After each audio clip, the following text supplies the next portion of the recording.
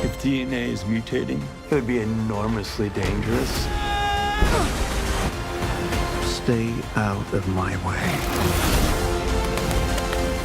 You're losing it, kid. Welcome back, everyone. It's Charlie. Marvel dropped a bunch of brand new teasers and previews for Spider-Man Brand New Day. There are a bunch of new scenes, so we will break it all down. If anybody at Marvel actually wants to give me the entire movie before it comes out, please DM me for science.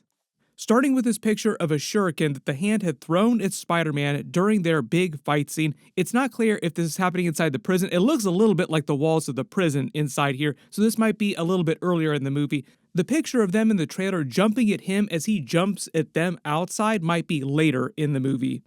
We got in a couple more featurettes for that particular fight scene, and it seems like it's happening inside the same prison as the damage control prison where Sadie Sink's character is being held. Green X and their team came to our set to actually shoot the footage that you will experience on screen in the wings of the chosen scenes of our film. This is a first, and we crafted this specifically for you, something truly unique that nobody has experienced before. I hope you all love it. The only thing that's not totally clear is why Spider-Man is fighting the Hand. What are the Hand doing in this movie? Are they also there to try and capture Sadie Sink's Jean Grey character for somebody else? Like, are the Hand working for someone else? It seems like that's the most likely scenario.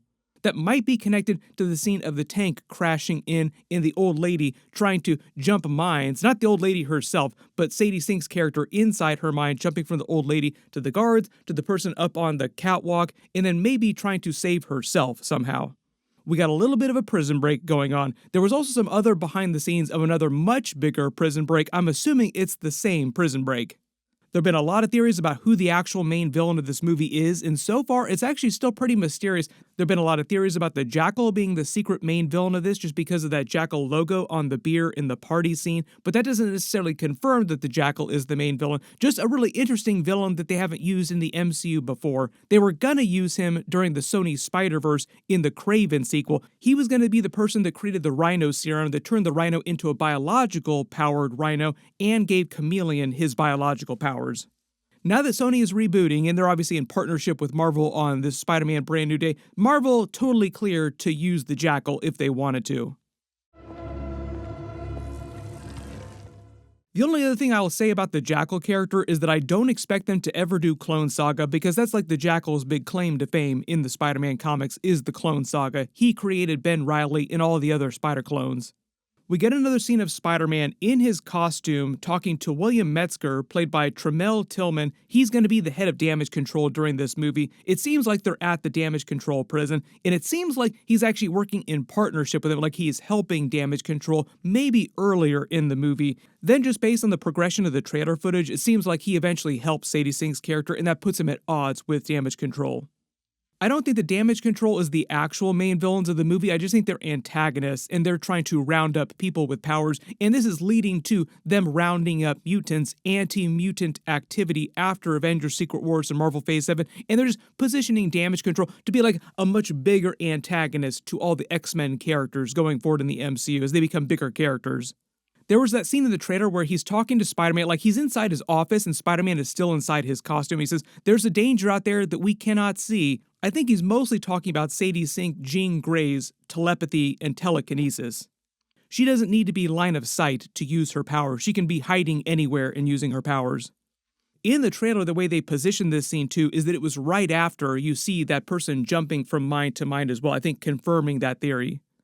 We get another scene of John Bernthal's Punisher outside of some building here. It's not totally clear what the context is, if this is happening a little bit later in the movie. We just know that he is at odds with Spider-Man for a little while. We got a couple other previews and scenes of them in what seemed like the lobby of the Empire State Building, and it's not clear what's happening, but there's like a firefight happening. He's firing on someone, and it looks like Spider-Man is also trying to stop him from killing someone. So that's probably a little bit earlier in the movie, because Kevin Feige did hype up the idea that Spider-Man's morality would come into play and they would put them at odds with each other. Spider-Man's no-kill rule. Punisher obviously does not have a no-kill rule. What we do know so far from the footage is that Spider-Man thinks that the tank chase scene is some villain that Punisher is trying to kill, and he wants to stop him from doing that, not realizing that it's the old lady in the tank, and it's actually Sadie Sink's character mind-controlling her in just a completely different situation that he's woken up to by the time they crash into the damage control prison. So my assumption is that happens relatively early in the movie. Once Spider-Man figures out what's going on with Sadie Sink's character and how Punisher is connected to her, that's when they probably start working together, when Spider-Man starts working with Punisher. Holy shit. We get a really cool scene of him outside of the costume as Peter Parker at ESU, Empire State University, with Professor Bruce Banner. Obviously, Bruce Banner here still doesn't know that he is Peter Parker Spider-Man, he just thinks that he's some kid, Peter Parker. Based on the way that Doctor Strange's spell worked, his final spell, everybody remembers Spider-Man when he had the mask on, so Bruce Banner remembers fighting with Spider-Man during the final battle in Avengers Endgame. He remembers seeing Spider-Man on the screen, like there are videos of Spider-Man all over the place on social media probably, so he knows all about Spider-Man. He just doesn't remember that it's Peter Parker here, so when he's talking to him like a young kid who's just asking him for some help. You also notice he still has his gamma inhibitor on, so he hasn't changed into Hulk yet. He seems relatively calm, like he's just enjoying his life as a professor here. But in the trailer, it seems like there's some footage of them talking outside where he's talking to Peter about how dangerous his body mutating is, and it's related to that whole subplot of him evolving more spider powers, going into the cocoon like he did in the comics. So it kind of seems what they're doing is paralleling his transformations into Hulk, like his mutation into Hulk. Technically, he's a mutate, not a mutant, and Spider-Man is also a mutate, not a mutant. But it's kind of the same idea, Spider-Man losing control of himself and his powers as they grow stronger and crazier. One of the other cool scenes that seemingly leaked out is Hulk going from green Savage Hulk to a much larger, much angrier, crazier Gray Hulk. There was a little bit of art that leaked out that showed him transitioning from green to Gray Hulk, so I think the idea, based on what streets are saying, is that Green Hulk is Sadie Sink's fault. Sadie Sink Jean Grey is trying to use her mind control powers, her telepathy, to control Bruce Banner Hulk, but she loses control because the mind of the Hulk is too strong for her and her current power level. Jean Grey is very strong, but she's not quite powerful enough to stop him once his anger scales up enough because it's limitless potential, like he just scales all the way to near infinity. And at a certain point, he breaks free of her mental control and transitions to Gray Hulk, who's much, much larger. My assumption when they're saying the Gray Hulk is supposed to be larger than Green Savage Hulk, it'll be more on the level, if you're doing size comparisons of different versions of Hulk, the Eric Bana version of Hulk, who was like much larger than the MCU version of Hulk.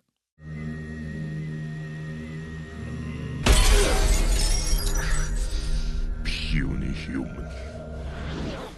And I think the idea with some of Spider-Man scenes where you see his eyes go red in the prison fight scene with the hand, and it seems like he shatters their sword with his webbing, is that he's starting to lose control of his abilities too. And it's sort of like his Spider-Man version of hulking out, like he's losing control the way that Bruce Banner loses control when he transforms into actual Hulk. But I still don't think they're going to take this as far as Man-Spider. Like, the closest we get to actual Man-Spider in live action is going to be Spider-Man Noir. If you didn't see that series, it was fantastic. Nicolas Cage was amazing. They did actual Man-Spider in that. Some really crazy body horror, but it was a rated R, TVMA kind of series. And this movie, Spider-Man Brand New Day, is PG-13. They want kids to go see it. So like, they're not going to put something that crazy in a movie they wanted kids to see. And speaking of Eric Bana's Hulk, people have been asking if he's going to come back as his Bruce Banner in Avengers Secret Wars because there was that concept art that leaked out of them doing Greenland from the Jonathan Hickman Secret Wars run with this big area of Battleworld that was just populated by a bunch of different variants of the Hulk. But if you're also going to bring back a whole bunch of Hulk variants in Secret Wars, why don't you also bring back Edward Norton, but let him be the maestro, like the most hardcore version of the Hulk? Please, Marvel, let him come back for science. I'm also kind of wondering if Peter is a student at ESU like he was in the comics, or if he's just wearing the sweater pretending to be a student here. He was in the middle of getting his GED at the end of Spider-Man No Way Home, so I'm assuming that he is an actual student here, and he's just trying to attend class while being Spider-Man all the time. And it's just like Tobey Maguire's era in his movies of him at Empire State University, with him seeming like a bad student falling asleep in class, getting in trouble, but it was because he was spending all of his other time being Spider-Man. And we get another really cool scene of Michael Mando as his Mac Gargan Scorpion in his mechanical Scorpion suit, still wondering who gives him the mechanical suit here. It looks pretty comic book accurate for the mechanical version of the suit instead of the biological version. We get a much better look at the tail and his stinger, and notice that he's hoisting up a damage control guard, so it seems like this also might be connected to what the Hand is doing inside the prison. It seems like a whole bunch of other characters want inside the prison. Maybe they're also trying to yoink Sadie Sink's Jean Grey character, who's still inside the prison at this point. So my assumption, based on the trailer footage, it seems like Spider-Man shows up here and tries to save this damage control guard from Scorpion, and he tells him, "Don't get in my way." Sort of like, "I remember you from Spider-Man Homecoming, getting me thrown in prison, getting me all hurt." Slice his throat, put his head in a dryer. And it might just be whoever the main villain of the movie is hiring Scorpion, giving him his gear, and ordering him to capture Sadie Sink's character. Whoever that is also probably just winds up hiring the Hand, although a lot of people have wondered if Tombstone, who we know is going to be in the movie, is also doing a lot of this, hiring a lot of these other villains. We will see how big of a villain Tombstone is going to be in the movie. It just seems like there are a lot of different villains of different levels, like big villains and smaller side villains in this movie. Everybody post all your reactions in the comments below, and if you spotted any Easter eggs or references or really big things in the trailer footage that I didn't talk about in the video, just write them below in the comments. Streets are currently saying that because tickets for Spider-Man Brand New Day go on sale on Wednesday, that might be when they release the next real big trailer. We will see if anything at all releases next week. There's supposed to be a couple other big trailers for other things, so I will do videos for whatever does wind up releasing, whatever people do wind up dropping. Make sure to enable alerts for my channel so you don't miss any of that stuff. Everybody click here for my Masters of the Universe post-credit scene video and my breakdown video, and click here for my new Avengers Doomsday teaser breakdown. Thank you so much for watching, and I'll see you guys in the next one.